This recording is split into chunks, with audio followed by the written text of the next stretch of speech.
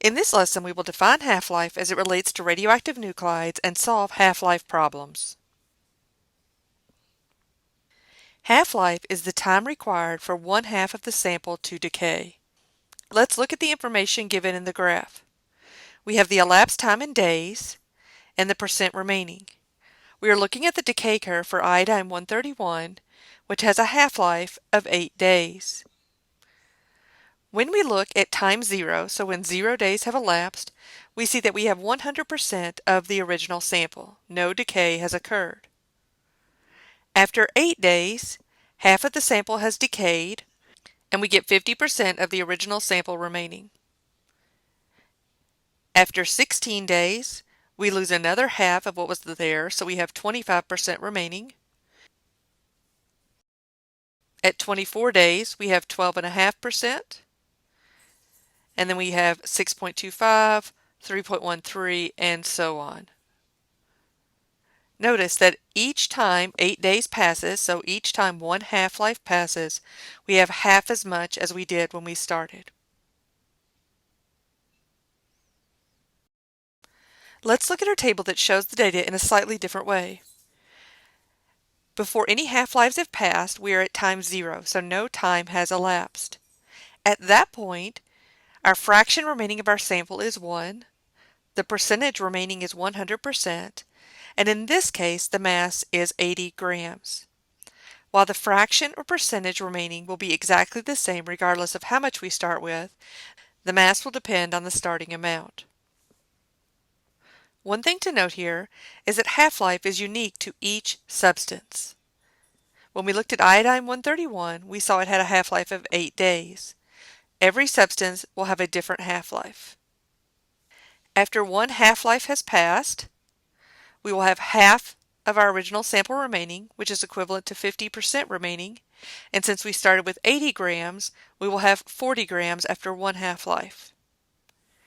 After two half-lives, we have 1/4 of our original sample, which is half of a half, 25%, which is half of 50, and 20 grams, which is half of 40. After 3 half-lives, we will have 1/8, which is 1/2 of a fourth, 12.5%, which is half of 25%, and 10 grams, which is half of 20. After 4 half-lives, we will have 1/16, 6.25%, and 5 grams. After 5 half-lives, we will have 1/32, 3.125%, and 2.5 grams.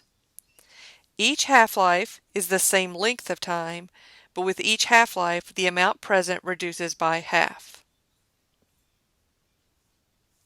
Let's look more closely at the mass of the sample. Again, we're starting with 80 grams of our sample, and we're looking at iodine-131, which has a half-life of 8 days. At 0 days, so before any time has elapsed, we will start with 80 grams. After one half-life, which is 8 days long, we will have 40 grams remaining, and our total time passed will be 8 days. After another 8 days pass, we will go from 40 grams to 20 grams, and this will be a total of 16 days. Another half-life, so another 8 days passes, we go from 20 grams to 10 grams, and we have a total time elapsed of 24 days. Another 8 days passes and we go from 10 grams to 5 grams, so we have a total of 32 days. Each arrow represents one half-life, and each half-life is the same length of time. In this case, that's 8 days, and we've had 4 half-lives, so 4 half-lives, each length of 8 days, means a total of 32 days have passed for the sample to go from 80 grams to 5 grams. Half-lives of substances will vary greatly. We can have very long half-lives, such as for uranium-238, which has a half-life of about 4.5 billion years, down to sodium-18, which has a half-life of 1.34 zeptoseconds, which is equivalent to 1.34 times 10 to the minus 21 seconds. These are not values you need to memorize. These are reference values, and every single substance will have its own half-life.